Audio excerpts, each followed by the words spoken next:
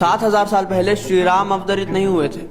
आज से 5,000 साल पहले आपको श्री कृष्ण का अवतार नहीं मिलेगा। ये सब मैं आपको इसलिए बता रहा हूँ क्योंकि मैंने जब ये कहा कि राम, नारायण, गोपाल जैसे शब्दों का इस्तेमाल गुरबानी में उस एक परमात्मा के लिए किया गया है, तो कुछ लोगों के सवाल खड़े हुए कि अगर ऐसा है तो राम शब्द का ही उपयोग क्यों हुआ, कोई और शब्द ही उपयोग किया जा सकता था। तो पहली बात तो ये है कि हमारे 4 वेदों में कहीं भी राम, नारायण, गोपाल जैसे शब्दों का इस्तेमाल नहीं हुआ है, जबकि उन 4 वेदों को हम सनातन का आधार स्तंभ भी कह सकते हैं। ऐसा इसलिए क्योंकि उन वेदों का अस्तित्व अवतारों से भी बहुत पहले का माना जाता है, लेकिन उनमें ब्रह्मा, विष्णु, महेश का वर्णन आता है जिन्हें उस निराकार स्वरूप की रचना के तौर पे लिखा गया है। और यही बात गुरबानी भी कहती है कि एका माई जुगत व्याई 3 चेले परवान, यानी कि उस एक निराकार स्वरूप परमात्मा ने इन 3 दैवीय शक्तियों का निर्माण किया इस सृष्टि को चलाने के लिए। लेकिन क्योंकि हम देवी और देवताओं की तरह सूक्ष्म नहीं है, हमारे पास ये शरीर है जिसका एक आकार है, तो हमें उस निराकार की झलक देने के लिए समय समय पर अवतारों को, महापुरुषों को कुछ कलाओं के साथ इस धरती पर भेजा गया, ताकि हम उनके जरिए उस निराकार की झलक को पा सके। और इसलिए गुरबानी का उद्देश्य है कि उन अवतारों का और उनकी कथाओं का उपयोग करके